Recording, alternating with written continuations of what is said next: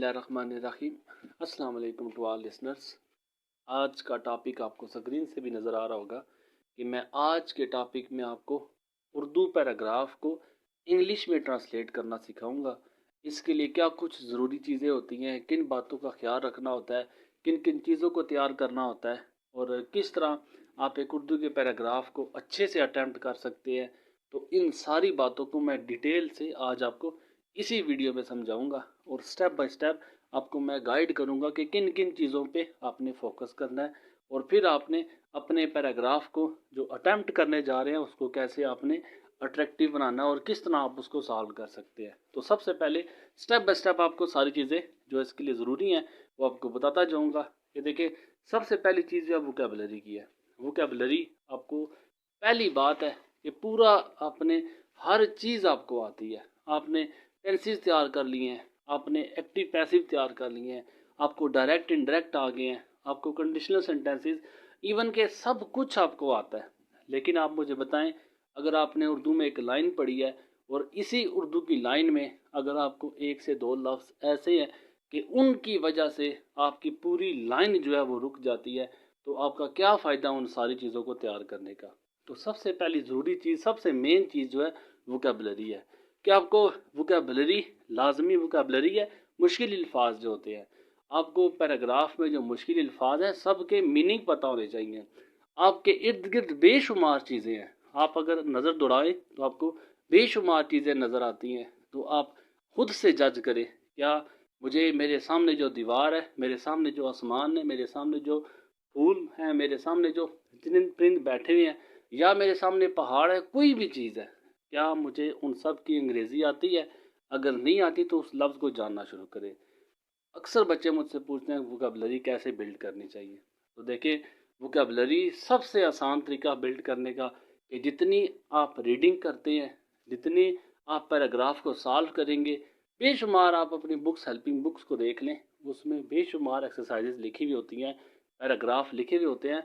आप उन पैराग्राफ में देखें कि आपको किन किन अल्फाज के मतलब नहीं आते, उन अल्फाज के मतलब जानने की कोशिश करें। ऑटोमेटिकली आपको एक लफ्ज़ का मतलब आएगा, आपकी वोकैबुलरी में एक लफ्ज़ का इजाफा हो जाएगा। तो जितने अल्फाज आप याद करेंगे, आपकी उतनी वोकैबुलरी आगे बढ़ती जाएगी। तो पहली ज़रूरी चीज़ वोकैबुलरी की होती है। मैं जितनी मेन पॉइंट्स हैं उन्हीं पे बात करता जाऊँगा।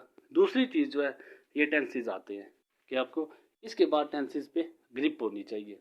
टेंसेस में प्रेजेंट, पास्ट, फ्यूचर आपको पता है, और मैं उम्मीद करूंगा कि मोस्टली बच्चों को टेंसेस आते होंगे। और ये परसेंटेज भी बता दूं कि कितने परसेंट जो है कौन सा टेंस रिपीट होता है।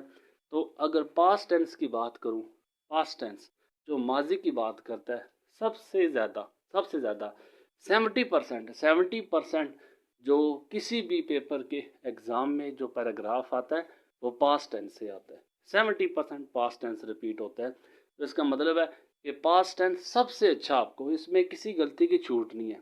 हर पैराग्राफ, तकरीबन हर दूसरा पैराग्राफ, हर 3 में से 2 पैराग्राफ आपके पास्ट टेंस से आते हैं। और उसके बाद तकरीबन 15% जो चांस होते हैं वो प्रेजेंट टेंस के होते हैं, और 5% जो कुछ सेंटेंसेस आते हैं वो फ्यूचर के आते हैं। तो ये आप याद रखें कि पास्ट टेंस को आपने सबसे अच्छा तैयार करना है। ये आपकी दूसरी चीज़, ज़रूरी चीज़ है। टेंसेस आपको अच्छे आने चाहिए। फिर उसके बाद आपका आता है पैसिव सेंटेंसेस। पैसिव, देखिए टेंसेस सारे एक्टिव में होते हैं और इनको पैसिव आपने चेंज करना है। अब मैं आपको, मेरा ये टॉपिक आपको टेंसेस पढ़ाने वाला नहीं है, मेरा ये टॉपिक आपको पैसिव पढ़ाने नहीं आया। मैं सिर्फ आपको समझाने आया हूँ कि आपने ट्रांसलेशन के लिए किन किन चीज़ों को तैयार करना है। अब पैसिव सेंटेंसेस पे आप फोकस करें। पैसिव सेंटेंसेस कौन से होते हैं? बेशुमार सेंटेंसेस आपके जो पैराग्राफ है उनमें अक्सर सेंटेंसेस पैसिव के आते हैं। जिस तरह देखें, मैं मिसाल देता हूँ। एक चीज़ आपने सेंटेंस बोला है कि मैंने ख़त लिखा। एक आसान सी बात है कि आपको टेंसेस में, एक्टिव में और पैसिव में फ़र्क समझा रहा हूँ। अब मैंने ख़त लिखा, अब एक चीज़ जो मैंने की है, जो खुद मैंने की है, वो एक्टिव, क्योंकि मैं एक्टिव था उसमें। एक चीज़ मैंने की है, लेकिन पैसिव में आपको काम करने वाला नज़र नहीं आता। अब जिस तरह देखें, दीवार पर लिखा गया, एक चीज़ आपको मिसाल, दीवार पर लिखा गया, क्या आपको पता है किसने लिखा? इस चीज़ का अंदाज़ा नहीं है। तो ये सेंटेंस आपका पैसिव में होगा। याद रखें, पैसिव सेंटेंस भी अक्सर पेपर में रिपीट होते रहते हैं। आप अपनी एग्जाम्पल्स पैराग्राफ से देख सकते हैं। तो मैं एग्जाम्पल्स इसलिए नहीं साथ दे रहा, मैं आपको पैराग्राफ इसलिए शो नहीं करवाता कि इस तरह वीडियो की लेंथ बढ़ती जाती है, टॉपिक हमारा बढ़ता जाता है। तो ये दूसरी ज़रूरी चीज़ है। तीसरी वो पैसिव सेंटेंसेस है। फिर उसके बाद कंडीशनल सेंटेंसेस आते हैं, बहुत ज़रूरी है। कंडीशनल सेंटेंसेस भी पैसिव की तरह रिपीट होते रहते हैं। कंडीशनल सेंटेंसेस क्या है कि जिसमें कंडीशनल कंडीशन से है, कंडीशनल जो किसी शर्त को बयान करते हैं। अगर ऐसा होता तो वैसा हो जाता, अगर आप आ जाते तो हम घूमने चले जाते। ये जो अगर वाले सेंटेंस है ना, कि शर्त बताई जाती है कि अगर तुम मेहनत करोगे तो कामयाब हो जाओगे। ये शर्तिया जुमले जो होते हैं ये कंडीशनल सेंटेंसेस होते हैं। मैं ये नहीं कह रहा कि हर पेपर में रिपीट होंगे, लेकिन conditional sentences passive sentences paper में आते रहते हैं।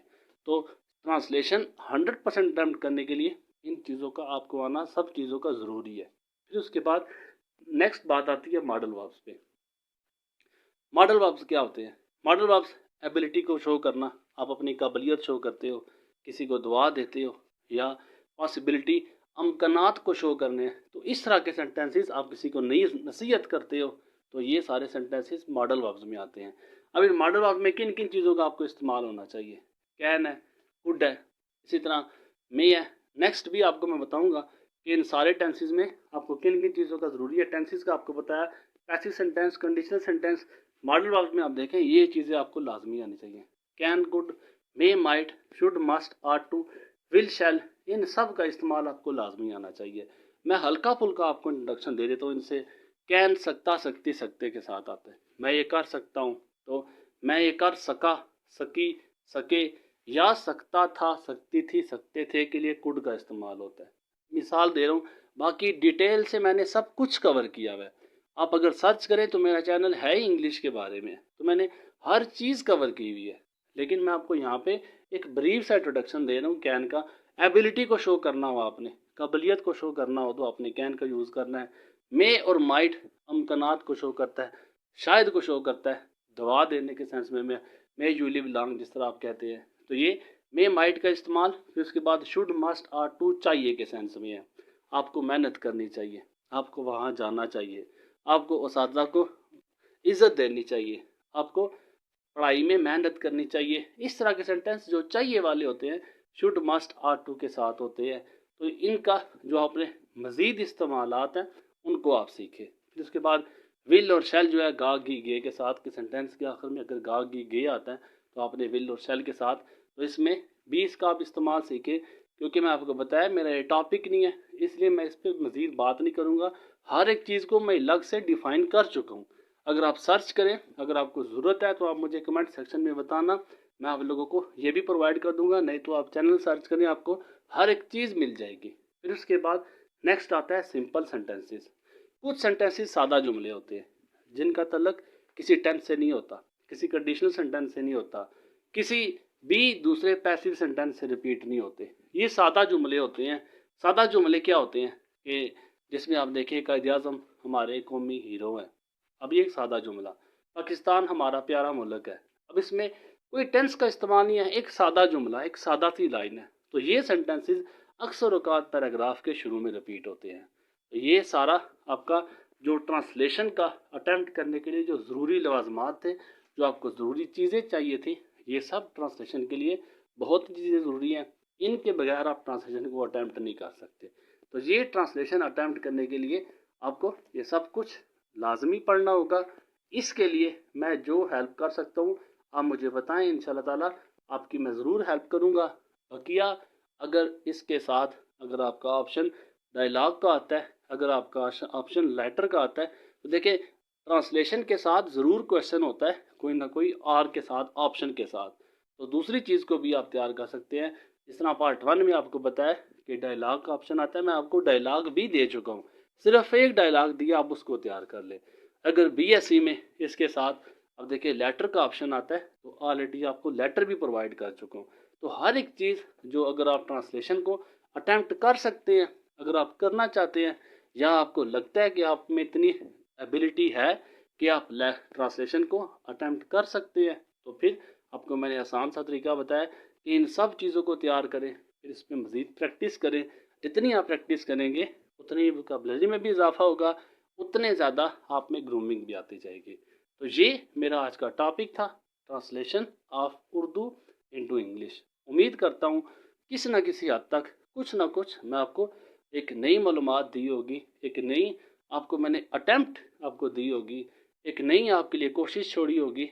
इसी तरह की जो मज़ीद यूज़फुल वीडियोज़ हैं आप लोगों के लिए मैं लाता रहूँगा। अभी तक के लिए इतना ही है। अपनी दुआओं में मुझे भी याद रखें। जज़ाकल्लाह। अल्लाह हाफिज़।